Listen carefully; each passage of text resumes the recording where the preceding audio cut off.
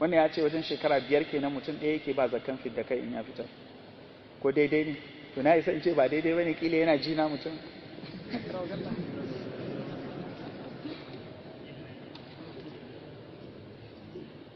Matsayin mutumin da ya mafarki cikin watan Ramadana da rana, wasu sun tafi akan babu komai a kansa,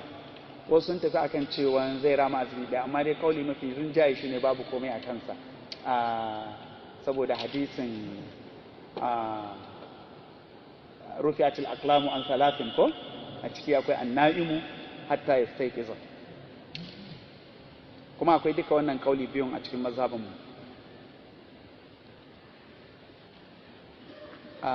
Mutumin da ya amai yana azumi zai rama azumi ɗaya.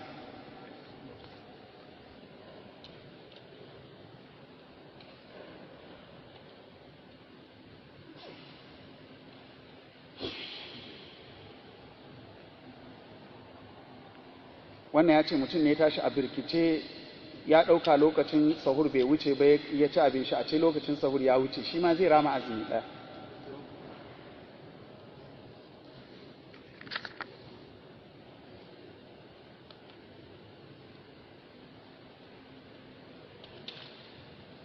Wannan ya ce mutum zai iya biyan zakka a account ɗin IDP,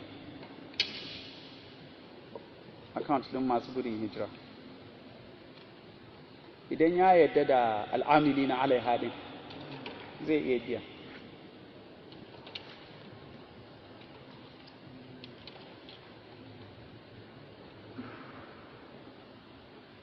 Wannan ya ce mutum ne mahaifiyarsa ta riga ta rasu kuma ya yi mata kurakurai tana raye, yana neman gafaranta a cikin kurakuran nata, ya yawaita mata addu'a, ya yawaita mata addu'a, ya yawaita sadaka maimakon ta, ya yawaita sada zumuncinta, mazumuntanta. Ita kila tana da nata mahaifiyar, sai ya kyautata ma mahaifiyarta, tana da kanwa ya kyautata ma kanwar, tana da ya kyautata mata, tana da kawa ya kyautata mata, ya sada zumuncinta, mazumuntanta, kuma ya yawaita mata addu'a, in Allah ya da Allah zai yafe masa.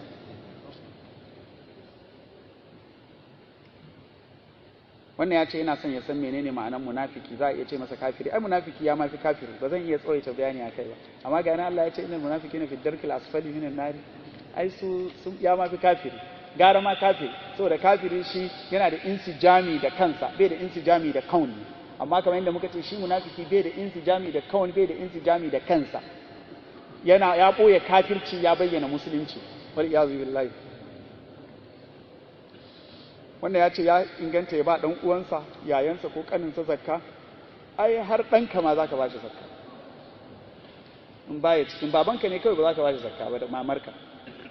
Su ma wasu malamai sun ce za a iya ba su idan ya zama ƙari, misali domin wajibinka ne ka ciyar da mahaifinka, kuma wajibinka ne ka tufatar da shi, kuma wajibinka ne ka ɗauki nauyinsa da matarsa ɗaya ban da mahaifiyanka. Amma ya zama matan shi 4 misali, mahaifiyanka kam dama dole ka ciyar da ita, to sai babanka ya je mata 4, to ai kaga wannan kuma shi ya yi ma kansa ƙari da yawa. Saboda haka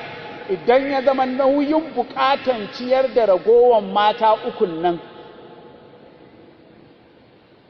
misali baya da shi, to za ka iya ba shi zakka ya ciyar da su a ƙaunin wasu, amma mafi yawan malamai sun tafi ba za a bayar ba, saboda shi ciyar da shi wajibi ne. Amma koko ya je ya ci bashi, ka ba kai ka sa shi ya ci bashi ba, ya yi wani rigima na rayuwa, ya shiga wata matsala, to za ka iya ba shi zakka ya biya, duka wannan babu komai.